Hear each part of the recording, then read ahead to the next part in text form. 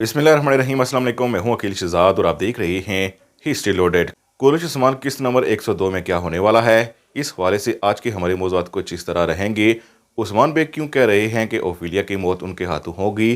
क्या उस्मान बेग का कोई नया मंसूबा है? दूसरी तरफ उस्मान बेग और ओल्फ की लड़ाई कैसे रुक गई? इसके साथ साथ बाला खातून क्या मार्ता पर शक करने लगी हैं? उख्तुम बेग कैद हो चुके हैं, आगे उख्तुम बेग के साथ क्या होने वाला है?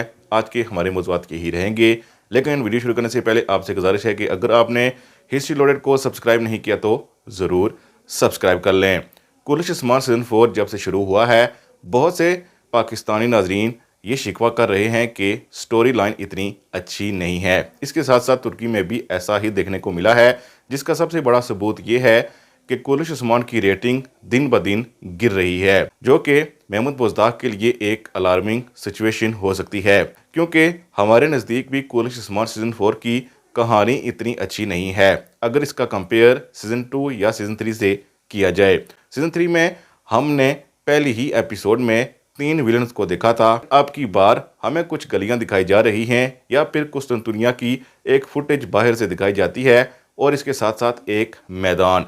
लेकिन शहनशाह जहां बैठा है, अगर आप देखें तो ये शहनशाह के शयान शान भी नहीं है। इसी तरह अगर कहानी की बात की जाए तो कहानी ऐसी दिखाई गई है जिसका तारीख से तो कोई तल्लक नहीं, जिसके हवाले से हमें कोई ऑब्जेक्शन तो नहीं है क्योंकि ये एक ड्रामा है। लेकिन कहानी में शहनशाह को इस तरह बचाना जिसका तारीख में बिल्कुल भी तल्लक नहीं है, और किला मरमरा की बात करना जो येनी शहर से कोसों दूर है, उसके दरमियान बहुत से बाज़ंतीनी किले भी आते थे। ऐसा कुछ दिखाना हमारे ख्याल में स्टोरी को थोड़ा सा कमज़ोर करता है। इससे बेहतर भी कुछ हो सकता था, जैसे हम उम्मीद कर रहे थे कि बुरसा का किला और इज़रन का दिखाया जाएगा, लेकिन चूंकि बुरसा की फतह बहुत दूर थी इसलिए महमूद बुज़दाग ने ऐसा करना मुनासिब समझा। लेकिन हमारे ख्याल में उस्मान बेग की और शहनशाह के तल्लुकात ऐसे दिखाना तारीखी तौर पर अभी तो गलत ही हैं, क्योंकि इन दिनों ज़्यादा इम्कान इसी बात के थे कि जंग बाफ्यूज़ यानी कोह इंसार की जंग दिखाई जाएगी, जो कि 1302 में हुई थी।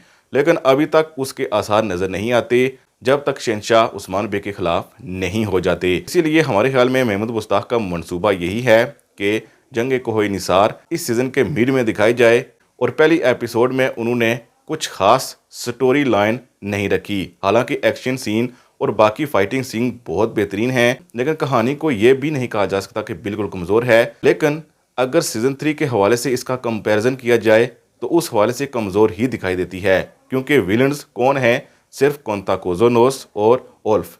इसके अलावा हमें कोई विलन नज़र नहीं आ रहा। हालांकि गद्दार तो मौजूद हैं, गद्दार इससे पहले भी मौजूद थे। हासिल कलाम यह है कि महमूद बुज़दाग को स्टोरी में कुछ अच्छा करना पड़ेगा, क्योंकि अल परसलान का दूसरा सीज़न हमारे ख्याल में कुरैश उस्मान को किसी भी वक्त टफ टाइम दे सकता है, क्योंकि उसकी कहानी बहुत बेहतरीन चल रही है। आपकी इस हवाले से क्या राय है, हमें आप बता सकते हैं। अगर आप हमारी राय से इत्तेफाक नहीं करते तो हम आपकी राय की भी इज्जत जरूर करेंगे। अब आते हैं मौज़ूआत की तरफ। किस्त नंबर 101 के आखिर में आपने देखा कि उस्मान बे और ओल्फ आपस में लड़ रहे हैं, दूसरी तरफ ओफिलिया और कोनूर भी लड़ रहे हैं।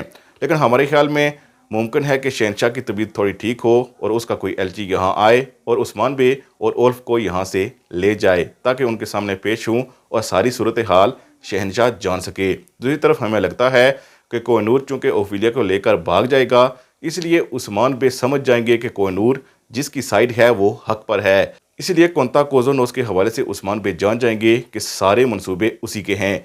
इसीलिए जो ही उस्मान बे कोस्तंतुनिया से वापस आए हैं तो उन पर ओल्फ ने अपनी महबूबा के ज़रिए हमला किया है। लेकिन हमें नहीं लगता कि इस हमले से उस्मान बे को ज़्यादा फ़र्क पड़ेगा और ये औरत भी यहाँ से भाग जाएगी। दूसरी तरफ ये खातून जो वहाँ अपने आप को मार्टा कहती है, उसको बाला खातून इस नाम से पुकार रही हैं और कुछ शकूक व शुबात का इजहार कर रही हैं। हमारे ख्याल में मलन खातून और बाला खातून को इस पर शक पड़ चुका है और आगे चलकर ये कुछ ऐसा करेगी जिससे ये शक ज़ाइल हो जाएगा। यानी मार्ता कुछ न कुछ मजीद ऐसा करेगी जिससे बाला खातून और मलन खातून इस पर शक करना छोड़ देंगी।